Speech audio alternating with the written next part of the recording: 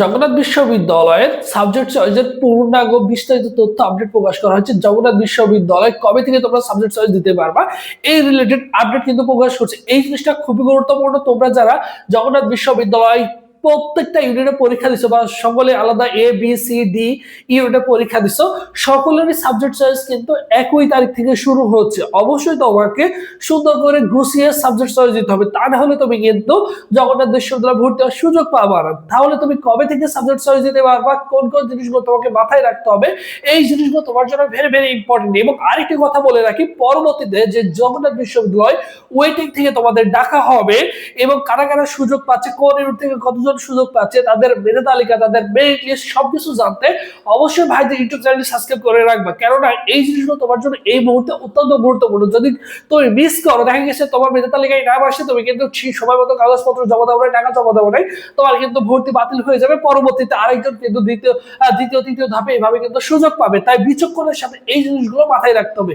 বিগত বছর এগুলো বলা সত্ত্বেও অনেক ছেলে মেয়ে ভুল করছে। সো এই জিনিসগুলো যাতে তোমাদের এবছর ভুল না হয়, এই জন্য অবশ্যই ভাই ইউটিউব চ্যানেলটি সাবস্ক্রাইব করে রাখবা। জগন্নাথ বিশ্ববিদ্যালয়ে সকল ইউনিট আপডেট। এখন দেখো এই আপডেটে সাবজেক্ট চয়েস শুরু, এই সাবজেক্ট চয়েস শুরু হচ্ছে দেখো সকল ইউনিটের জন্য।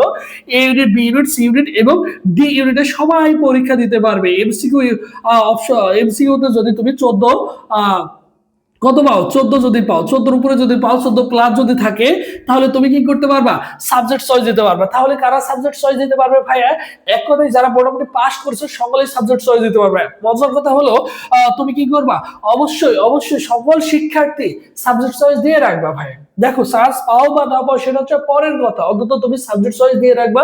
সাবজেক্ট চয়েস দিতে তো তোমার কোনো অর্থ প্রয়োজন হচ্ছে না। তুমি সুন্দর করে কি করবা, তুমি যে সাবজেক্ট নিয়ে পড়তে চাও সর্বোচ্চ ভালো লেভেল সাবজেক্টটা দিয়ে শুরু করবা।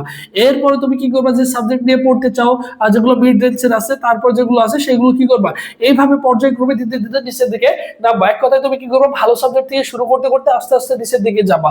যখন তুমি মনে করো লাস্টের দিকে সাবজেক্টটা পাবা, যেহেতু এখানে অটো মাইগ্রেশন থাকবে, মাইগ্রেশন থাকবে, তো সেই ক্ষেত্রে এই নিচের সাবজেক্টটা যদি পাও পরবর্তীতে কি হবে, উপরের দিকে উঠতে পারবো। আবার যদি এটা পাও পরের দিকে তুমি কি করতে পারো, উপরের দিকে একের পর এক স্টেপ বাই স্টেপ কিন্তু তুমি উপরের দিকে যেতে পারবে মাইগ্রেশনের ফলে।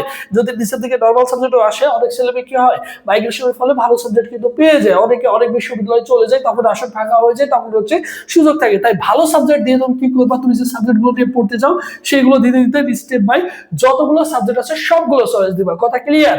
এখন দেখো ইউনিটে যারা পরীক্ষা দিতে চাও, এমসিকিউ অংশে যাদের 20% মার্ক থাকবে এবং ব্যবহারিক অংশে যাদের 10% মার্ক থাকবে, তারা সকলেই ইউনিটে পরীক্ষা দিতে পারবে। তার মানে চান্স পেতে হলে অবশ্যই তোমাকে কি করতে হবে, অবশ্যই দেখো 8/2/2026 মানে 8 ফেব্রুয়ারি থেকে 16 ফেব্রুয়ারির মধ্যে তোমাকে কি করতে হবে, অবশ্যই সাবজেক্ট চয়েস দিতে হবে। 8 ফেব্রুয়ারি থেকে 16 ফেব্রুয়ারির মধ্যে তোমাকে অবশ্যই কি করতে হবে, অবশ্যই সাবজেক্ট চয়েস দিতে হবে। তা না হলে তুমি কিন্তু জগন্নাথ বিশ্ববিদ্যালয়ে কিন্তু পড়াশোনার সুযোগ পাবা না। তার মানে জগন্নাথে তোমাকে যদি পড়তেই হয় তাহলে অবশ্যই এই ডেটের মধ্যে তোমাকে সাবজেক্ট চয়েস দিতে হবে। অবশ্যই সাবজেক্ট চয়েস দিয়ে দিবা। জিনিসটা মাথায় রাখিও কিভাবে দিবা, ভালো সাবজেক্ট থেকে শুরু করে স্টেপ বাই স্টেপ যতগুলো সাবজেক্ট আছে সবগুলো চয়েস দিবা। ঠিক আছে? এর পরবর্তী যাদের টার্গেট হচ্ছে জিএসটি, জিএসটির জন্য আমাদের স্পেশাল একটা অনলাইন এক্সাম ব্যাচ রয়েছে।